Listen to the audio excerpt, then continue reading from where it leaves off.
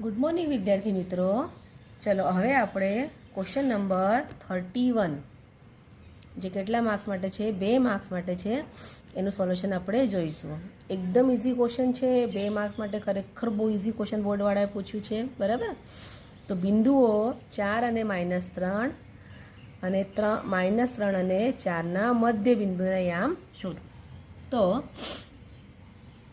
અહીંયા આપણે એક રેખાખંડ દોર્યું છે, એના નામ આપો એ અને બી.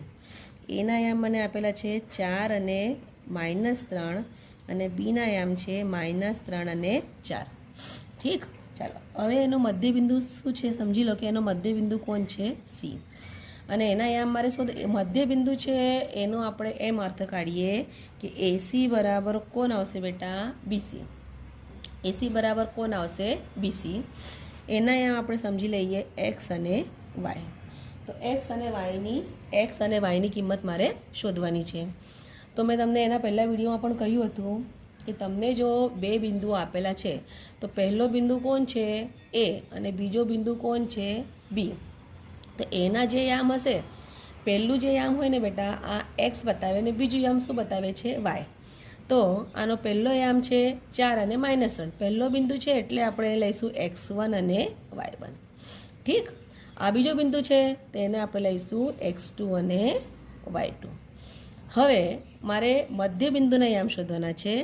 તો મધ્ય બિંદુમાં xના યામ તમારે આવશે x1 + x2 ના છેદમાં 2. x છે તમારે x નો સરવાળો કરવાનો, y હોય તો y નો સરવાળો કરવાનો, અંતરનું સૂત્ર હોય તો xમાંથી xને બાદ કરવાનું અને yમાંથી કોને બાદ કરવાનું? yને.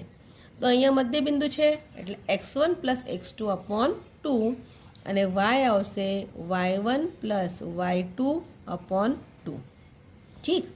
ચલો તો x બરાબર x1 કેટલું છે અહીંયા? 4. તો અહીંયા લખશું 4. આ કેટલા છે?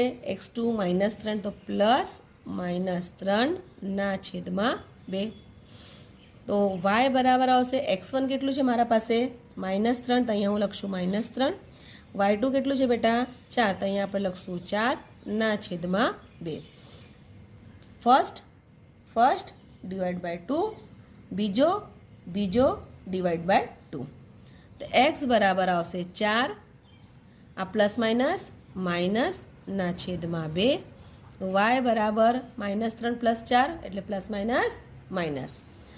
ચિહ્ન જો અલગ અલગ હોય તો કાયમ શું થશે? બાદબાકી. બરાબર.